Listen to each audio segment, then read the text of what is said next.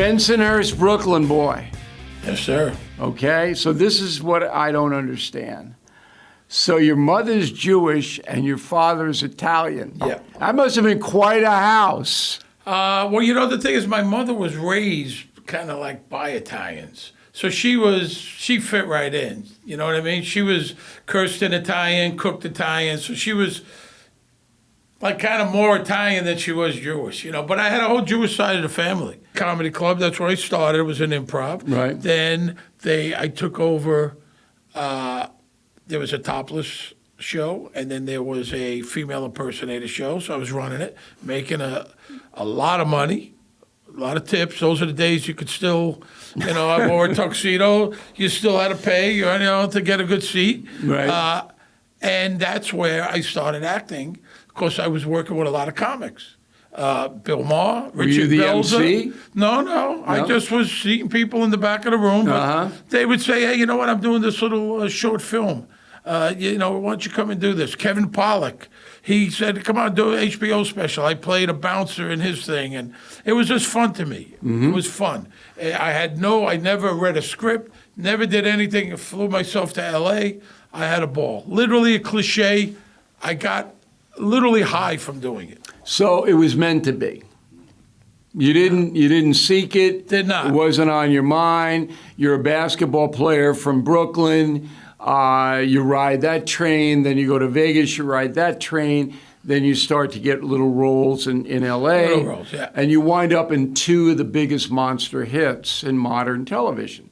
So let's zero in on The Sopranos, which you are still making money from. Oh, yeah. You're going out all over the world. You were just in England, and they couldn't get enough of you over there. It was They loved crazy. The Sopranos. We did 14 cities, 14 shows in 10 cities. Started in Belfast, Nottingham, Birmingham, London, Edinburgh. I mean, we went through the whole The thing. whole thing. Me and Michael Imperioli. We have a comic with us on stage. Christopher. 27,000 tickets. Unbelievable. Telling stories, funny behind-the-scenes stories, all positive. We'll get to that in a minute, but Gandolfini and Tom Selleck were the two titans that these shows revolved around, okay? Both very interesting personalities. I know Selleck a little bit. I never met Gandolfini. Now, when you went on the set to play a low-level gangster, New Jersey gangster, all right, there's Gandolfini, who already had established himself as one of the great actors in the country, okay? How did he behave on the show? Complete pro. Always trying to help you. My first scene is with him, Stevie Van Zandt, Vinny Pastore, Big Pussy, Paulie Walnuts, Tony Sirico. That's my first scene. I didn't know anyone.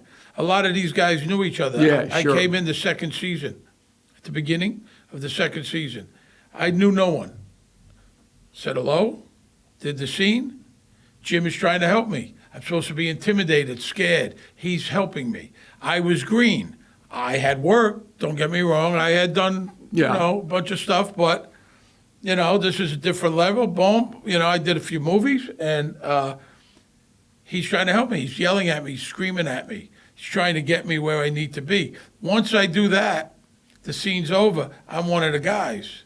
He's just trying to help. At one point, he said, come on, me, him, Dominic Chianese, Uncle Junior, come to my trailer. Let's go over the lines. Let's run lines. It's almost an out-of-body experience. I'm going myself, how the hell did I get here? I'm watching these guys on TV a week ago. Right. Now I'm here with the three of them. And they're all very eccentric characters. Absolutely, but good guys. Jim was always a pro. People say, did you guys have fun on the set? Yeah, we had fun. It was all business. He was working 16 hours a day, 5 days a week. Mm-hmm. And listen, a great guy, not without problems. I mean, that's common knowledge, right? But not on the set, never when he was working. You saw there was none of that. Was he the leader of the gang? Absolutely. Okay. In a positive way. So you can't come in and, it was a good vibe. It really was like a family. We were close, very respectful.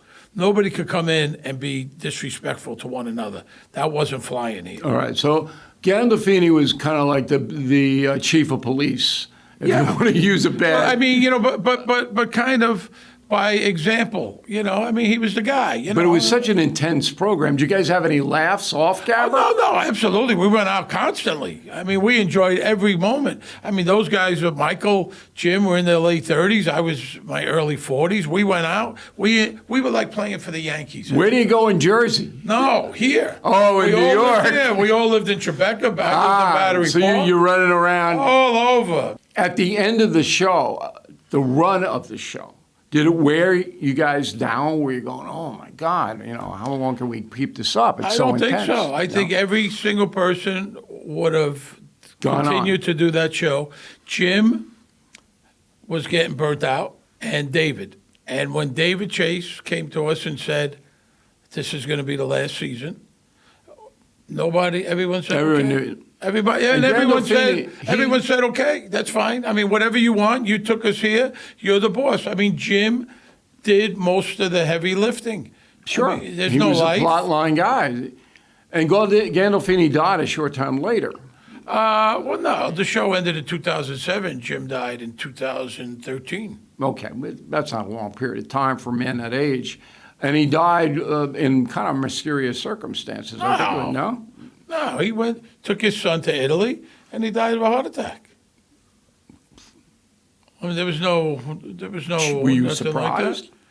Was I surprised? Well, I tell you what, I got a call from our attorney. We all had the same business manager, attorney, and I was at Yankee Stadium with Mitch Mandel and Tommy Lasorda, before the game, and I got a call, and he said, you by yourself? And I said, I'm at the game, blah, blah, blah. And he said, Jim passed away. And I was stunned. My legs came out from under me. I said, are you sure it's not one of these hoaxes? Yeah, I was surprised. And he said, no. And then I said I had to leave. I mean, I was shaking, seriously. Yeah. I was going down the West Side Highway. My phone was blowing up. CBS, NBC, blah, blah, blah, blah, blah. I wasn't talking to anyone. So then you segue into Blue Bloods, which is a whole different thing because it's a network show. A guy named Kevin Wade was the runner. He picks you up, contrasts you to Bridget Moynihan, Beauty and the Beast, or whatever you want to call it. Okay, But it was a brilliant move. Yeah. Okay. And so now you're in a tighter structure with CBS, right? It's not like The Sopranos. There's a big difference in production, right? Yeah, well, because The Sopranos was shot like a movie. Don't forget, it was an hour with no commercials. A network TV show. 44 minutes. 42 maybe. Yeah. Yeah. So it's a whole different thing. But the writing was great. What I enjoyed a lot about Blue Bloods, everyone got along wonderfully. Great cast. Really nice people. But the guy that everything centered around, like Gandolfini, was Tom Selleck. Well, listen, iconic TV character. I mean, there's a star, Tom, right? Right. A star is Magnum. Did a lot of good movies, But too. this is my question. So Gandolfini, when he starts The Sopranos, wasn't mega. Tom Selleck is private jet guy. Here I am. On The Sopranos, you had no input. What was on that page, you better say. End of story. Right. David Chase wrote it. You better be word perfect. Word perfect. Now, I could ask a question and say, wait a minute, well, when Bobby does this, sure. But if I say, well, you know what, I don't want to say this line and I don't want to see that line, you better say the line or you're not around for the next thing. You get whacked. 1,000%. Right. For real. For real. Right. Okay? So there was none of that. You did not have that input. It's like a play. Right. Tom had a lot of input. You bet he did. Tom had a lot of input. Tom and knows what he's doing. Guy's an actor for 50 years. But he's a traditional guy. He brought that in. Absolutely. And that's what catapulted the show. He's a common sense guy. Right. He's not some kind of flaky. No. Right. And he knows, and he'll come in and they'll say, well, the light there, and why we shouldn't, and he'll question, and he knows what he's talking about. But if he wants it, he gets it. Well, of course, he's a star right, of the he's show. the guy. He's a star of the show. Now, that was a big difference. Jim read the script, and he did it like the rest of us. That's it. He read the script. But Selleck had power. Tom would give his opinion to the writers, and The writers would do what we pretty much wanted to do. And it worked. Yeah, of course it worked. It was listen, when the show ended, it was what, 6 million people plus 3 or whatever? Number one primetime CBS show. For years. Was it like growing up with a Jewish father, a mother's half Filipino? Yeah. Right. I mean, you're a United Nations down there in the suburb of San Francisco. Well, it was really great because we lived in a place that money didn't really matter. It was definitely the suburbs. We were the end of the baby boom, and it was a really great time in America. We were actually, we had Filipinos, there were Jews, and the Filipinos they assimilate, and that's why the Filipinos are so successful. Most people don't know this, but the highest earners in America, Filipino Americans, they average 93,000 per cap, and so that's and you don't hear about it because they don't want you to know. Rob, don't tell anybody, please. Let the black and white people kill each other. We're going to be okay in the suburbs. But they really do well because they assimilate. And when you get somebody from over the Philippines, they'll marry into the culture. They'll meet people. They'll become part of the culture, and they'll definitely know and learn the language. So that was what I really grew up with. And I also grew up with somebody who appreciated America like you wouldn't believe. I remember my mom, anyone who said anything against America, she had 2 words for them. Get out! You don't like America. It's the greatest country in the history of the world. We have freedom and opportunity. You have no idea what it's like. Get out! I was looking for a little levity, but not stupid stuff. Yeah. An intelligent guy to come on once a week and put the news into some kind of perspective with an entertainment value. So at the time, Dennis Miller was working at CNBC.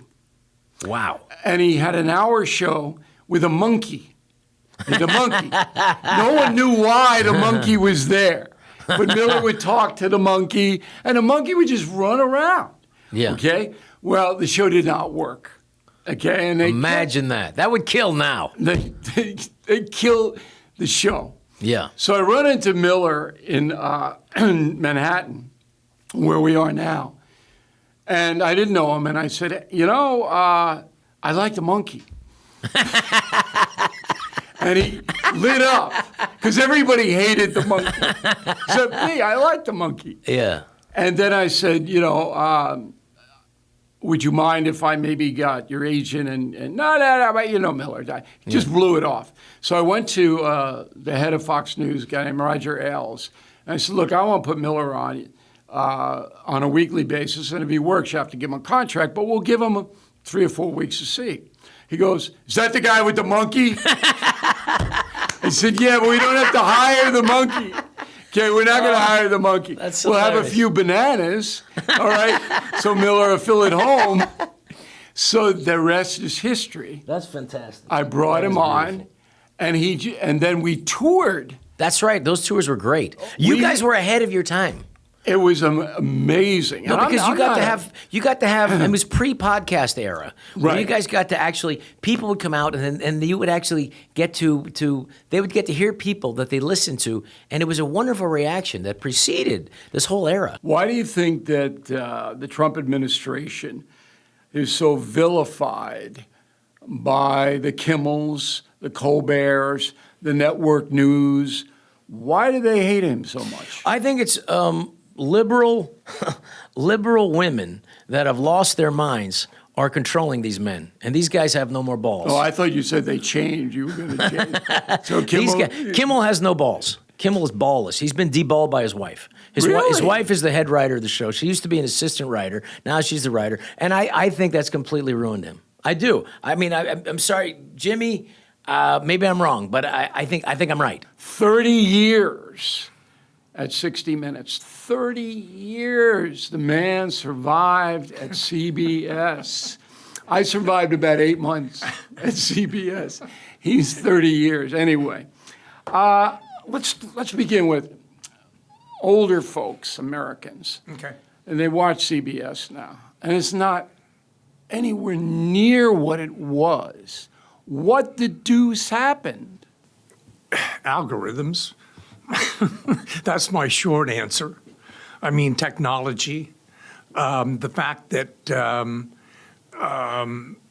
everything has gotten much more complicated. The fact that it started with cable TV and it started eroding the audience of the three major networks, and it just got down to a point where I think the people that own the networks decided to write it off, that it was not that important to them anymore, even though it still produces a huge amount of money, but that the future was someplace else.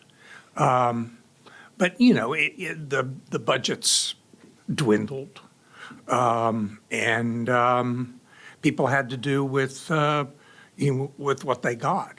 But it's also about performance. So Mike Wallace, before he died, I became fairly good friends with him. He liked the factory, he liked my, whatever you want to describe me as. He was ornery like me and kind of identified with it. But you had Hewitt, and you had Safer, and you had Wallace, and you had all of these Bradley. pros yourself, really knew what they were doing. Yeah. And now, I'm sorry, Tony Dokopil, is that his name? Yep. He looks like a nice guy, but he wasn't at Chernobyl like you. And so it's like a sports team that once had all these superstars, and now they're in 8th place.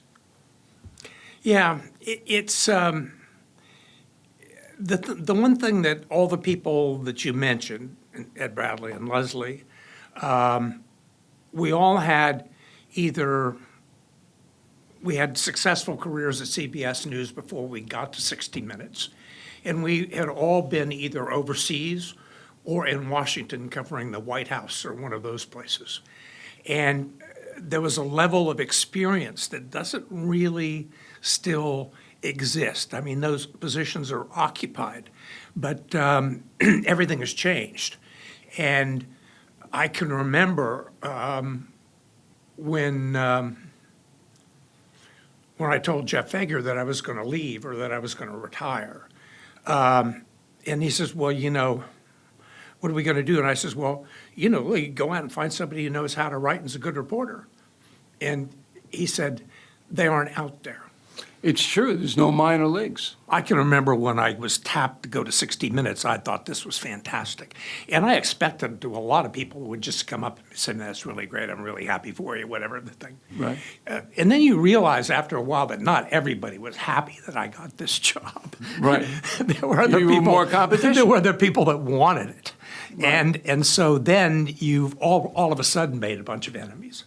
And it's just, it's a snake pit. It is. It's a snake pit. Is it any way to live? If you had to do it again, would you do it again? I think that no, I probably wouldn't do it again. Really? Yeah. I hated it. If you were covering President Trump, you would be skeptical of him.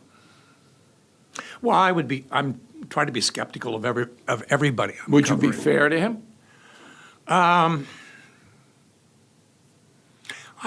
Fairness is a strange word. I think my big problem with Trump, it feels to me, and this is 60 Minutes and CBS. I kind of feel like we're in federal receivership, and that. Well, he's a populist. He's a strong man. Yeah, and exactly, and the trustees of this receivership are Trump, Ellison, and Barry Weiss, and they have said quite openly that they think that they need to adjust. Yeah, they need to be fairer to him, more fair. Yeah. And I agree with that, because as we talked about with Pelley, and I know what I'm doing, so do you, I can see when Leslie Stahl's interviewing Trump, and she says to him, well, there's no evidence of Russian collusion, blah, blah, blah, and I'm going, whoa, that's not how you pose that question. Yeah. It's not. You interviewed Obama 17 times. Yeah. 17 times. Yeah. Something like that. Why did he like you? I think he liked me for, I I'm not so sure it was personal. I think he liked the fact that 60 Minutes could deliver almost 20 million people. no doubt about every that. time he came. But and then he also he chose you. He could have had Mike. I think because I did the first story on him. I mean, I was the one that covered him during the I think he presidential trusted campaign. you, Oh, he does. Obama. I think he did trust me, and I think he knew that I was not gonna like Cheap shot him. cheap shot him. Okay. And you didn't cheap shot him. And I didn't. Now, in order not to cheap shot him, you got to be a little light on him sometimes. I remember those interviews, and sometimes I could see, I said, oh, Kroft wants to ask this, but he doesn't want to derail the whole thing. Am I wrong? I think they're probably wrong in the sense that there was never an interview that we did with him that we did not ask him about all of the But you let him criticisms. answer rather than challenge. Because Obama was an interesting person. I'd never really seen a politician like him. In all the years that I interviewed him, he never once said, stop, I need to talk to my aides to find out the answer. No, he go. I interviewed him 3 times, He was in command. but with me, I challenged him. Yeah. Okay, and Well, I challenged him too. You apparently haven't seen the last couple of interviews I did with him. and they got tougher as you went along. Yeah. Okay, because he got in more trouble as you went along. To Yeah, be I mean, fair, the situation was really, right? really He had a a mess. long honeymoon. Yeah. And then he was, you keep your doctor if you want your doctor, and all of a sudden all hell broke loose. But But for the first 4 years of that presidency, the issue was the financial situation. Yeah. You know, we had just pretty much over the cliff with Bush. over the cliff with Bush. And the worst of it, some of the worst of it, was when he was president-elect. And I think that some of those things, all of the bailout of the banks and everything. Unlike Trump, Obama was a realist, and he was a consensus seeker. Would I be correct there? Yeah, I don't think nearly as liberal as people point him No, out to be. I agree with that. People always used to talk to me about 60 Minutes and say, oh, it's so liberal. I never really thought of it as being liberal, in part because Don and Mike Wallace were both Republicans. Right. They didn't play that game, They didn't play that game. but rather did. But I think Dan did. Dan is also, he's from Texas. He pulled himself up by his bootstraps. Yeah. And I think was more, he gave Nixon really a hard time. I thought that was gonna Dan's just career. say, that was the That lynch question at point. the luncheon was, He did not like Nixon, and vice versa. Let's face it, the U.S. economy is under stress. National debt rising, trade war shaking the markets, and meanwhile, China is dumping the dollar and stockpiling gold. That's why I protected my savings with physical gold and silver through the only dealer I trust, American Hartford Gold. And you can do this. Get precious metals delivered to your door or place in a tax-advantaged gold IRA. They'll even help you roll over your existing IRA or 401k, tax and penalty-free.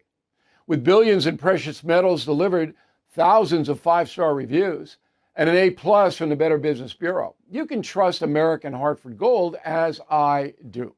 Please call 866-501-5201 or text BILL to 65532.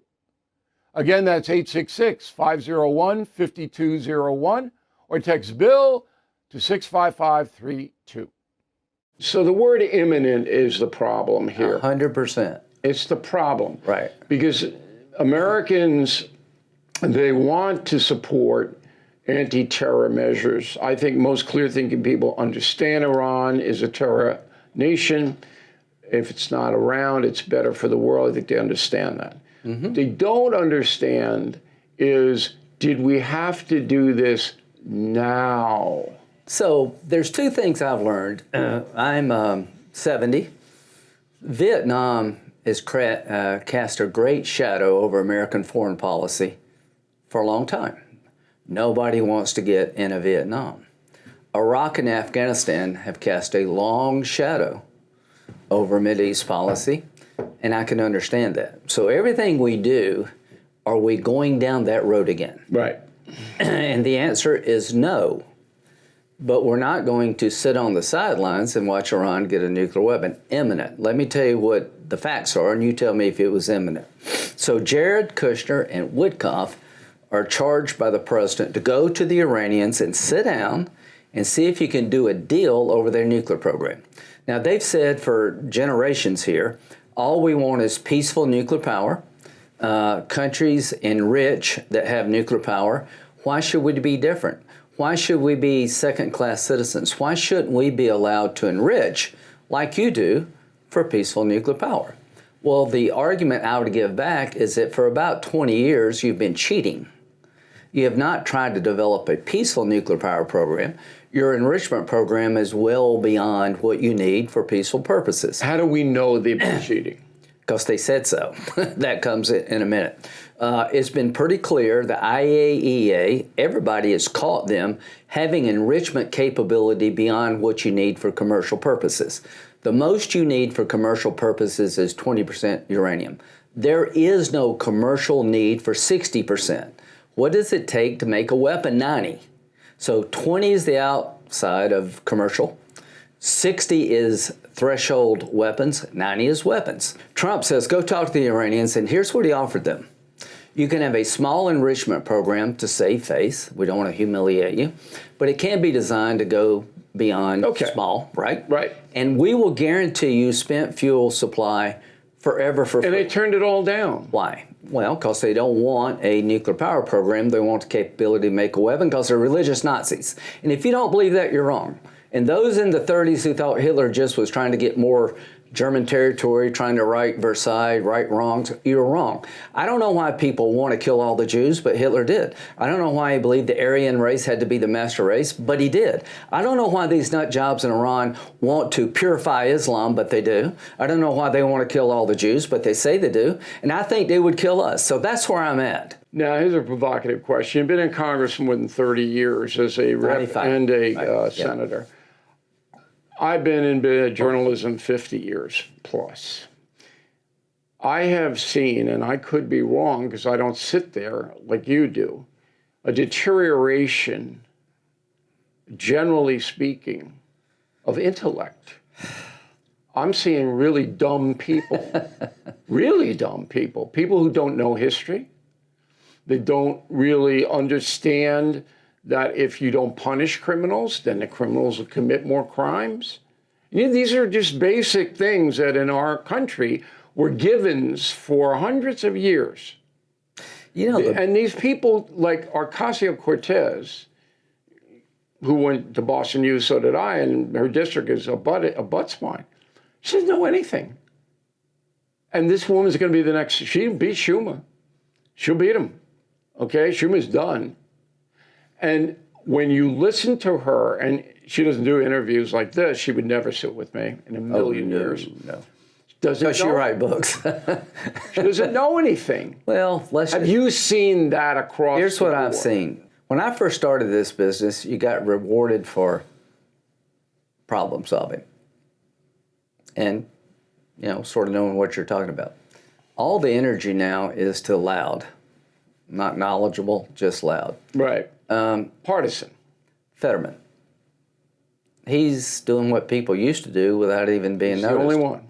So I tried to help Biden deal with Saudi, Israel. I was in the Gang of Eight for immigration. I've done some things that our base doesn't like because somebody's got to solve these problems. Fetterman is trying to solve problems. The question, will he make it or not? If you're running in a primary right now, your goal is to get as many eyeballs as you can.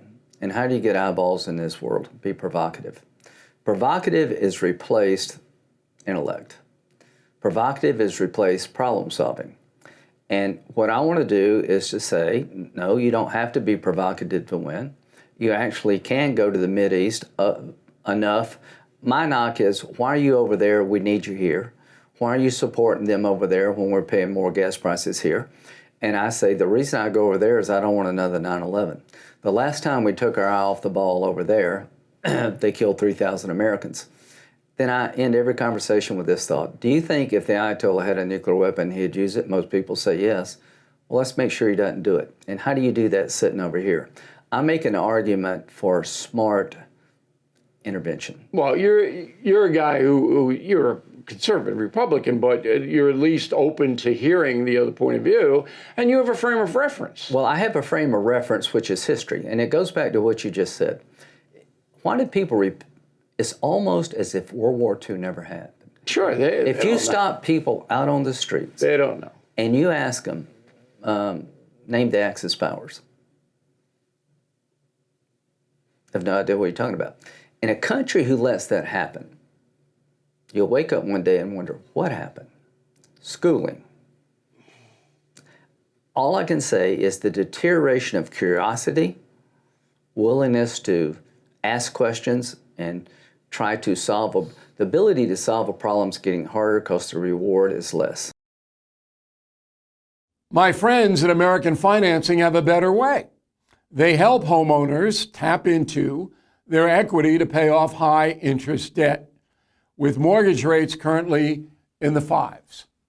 On average, customers save about $800 a month. That's nearly $10,000 a year. There are no upfront fees to talk to a salary-based mortgage consultant. So please start today, and you could even delay 2 mortgage payments. American Financing, America's home for home loans. 888-462-9557. 888-462-9557. AmericanFinancing.net/bill. Financial stress is hitting an all-time high. Millions of Americans are stretched thin with no extra money, no room to breathe. And this isn't just lower income households. Middle-class families are also running out of options. If debt has been weighing on you, you are not alone. And waiting usually makes things worse. Interest grows. Minimum payments trap you. Nothing changes. You don't need another loan or to consider bankruptcy. You need a strategy. That's why I like Done with Debt. They build a smart, personalized plan around you and understand what it takes to work toward the biggest reductions possible. Whether you owe $10,000 or much more, their goal is simple: lower what you owe so you keep more of your paycheck. Start with a free consultation at donewithdebt.com. Donewithdebt.com. Mandel makes me laugh. And I'm not exactly a hysterical guy, right? But there's something about him that makes me laugh. I paid good money to see Howie Mandel at the Westbury Music Fair in my hometown, okay? And I dragged along a date, and I said to her, look, she goes, what is this, a talent show or something? I said, no. This guy he just gets, and it's true. And then Howie was nice enough to allow me in the dressing room for 38 seconds. He had a stopwatch, and so we just said commiserated there. And then when I went on Mandel's podcast, I was surprised a bit because a very successful podcast. Howie Mandel does stuff. And people don't know this, but you spent tens of thousands of dollars getting that title, right? Howie Mandel does stuff. Then you I had does stuff. I didn't have Howie Mandel secured. Okay. So his daughter is on a podcast, Jacqueline. She is a liberal woman. And I saw on a few occasions when she was questioning me, and they were all very smart questions, that she's a little disdain there. He was a little like, who is... He gets, I don't know how what the language barrier is on this broadcast, but she is accused of having a resting bitch face, which is just it's genetic. Her mother has the exact same face. So I don't know that it's disdain as much as it's just that expression that she Okay. exudes. But she, I think, looks upon me as millions of people around the world do. That's kind of a Neanderthal. Would you see that? I mean, No, but I do think that she thinks that you're of a different thought than her, or a different mind than Okay. her, and she loves to discuss it. And I know for a fact that she enjoyed your appearance. Does she Very agree with you? lively. No. Does she want to talk to you? Yes. We are, and I shouldn't speak for her, but because she's an adult and she'll lean liberal, but that to that end, she is open to hearing from everybody. Our whole family is, and the one thing that I have taught my children, as was taught to me, is respect, and just respect for everything and anybody. You cannot, you have to earn disrespect. I think we come into whatever the issue is with respect. And Do you Go ahead. see that philosophy as prevalent in the show business industry? well, it's very funny because people will talk about prevalence in show business. Show business is just, it's a microcosm of humanity. People who are in show business happen to be, and you are in show business, happen to be recorded and projected out there. And where if you're Joe or Dave or Lisa that works in the bank, you aren't. I find it really funny that not the people in show business, but the people outside of show business have this gravitas respect for somebody who pretended to be something. It's just pretending. It's not that big a deal to pretend. But there are people, and you know them, who say, look, if I say good things about Donald Trump, I'm not going to work. I'm going to lose jobs. And people will scorn me. I won't get invitations to the Hollywood Hills cocktail parties. So I'm not going to say anything. I don't know that that's true as much as what's true is if you get into it's not somebody saying something positive about the other side. I think it's when the rhetoric has gotten beyond compliments or even something positive or negative. The rhetoric it's rhetoric. It's not positive or negative. It's you're an idiot. You're a racist. You're now it becomes name calling. Or if you are kind of framing somebody who thinks different than you in this negative frame, then they don't want to work. They don't want to spend time with you. So I don't know that you're going to lose jobs because I think there's Republicans and right-wing people doing very well in this. All right, but there's a perception out there. Now, I was in a restaurant off Melrose a few years ago, and Chelsea Handler walked in. You know her, right, Chelsea? Yeah. Okay, lively lass. Would you agree? A lively lass. Yeah. That's a word that hasn't been uttered, or two words that haven't been uttered since the late 50s, Bill. I'm a Renaissance guy. Lively lass. So anyway, I'm sitting there. You're not on a dating app, are you? Because do you look for lively lasses? No, I'm just trying to set the scene.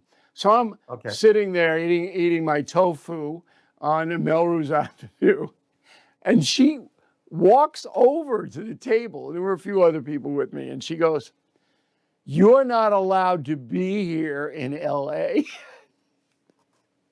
And so I you said, don't "All right, think check she's please. We'll leave immediately."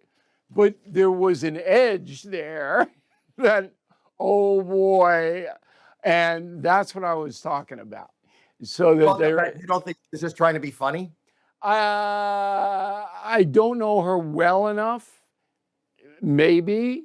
I'll tell you, she's a comedian, and she's smart, and she's outrageous, and she's outspoken, and that seems on brand for her. Is she really perturbed that you are sitting eating tofu on Melrose? I doubt it. I doubt it affected her for one brief moment.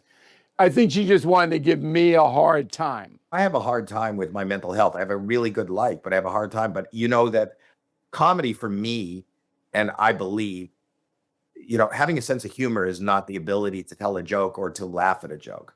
A sense of humor is to find that sensibility in the darkest place. All comedy comes from darkness, all of it. Yeah. If you laugh at a clown falling down the circus, what are you laughing at? You're laughing at a stranger's misfortune.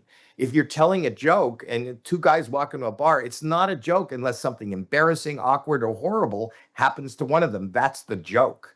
That's what a joke is. And if you look at the two masks of theater, comedy and drama, they're very close. There's such a thin line between drama and comedy. In fact, comedy is just looking at something incredibly dramatic from another way. When it doesn't go well, that's the toughest time for a comic. But you have a persona where you kind of just roll along, and Not really.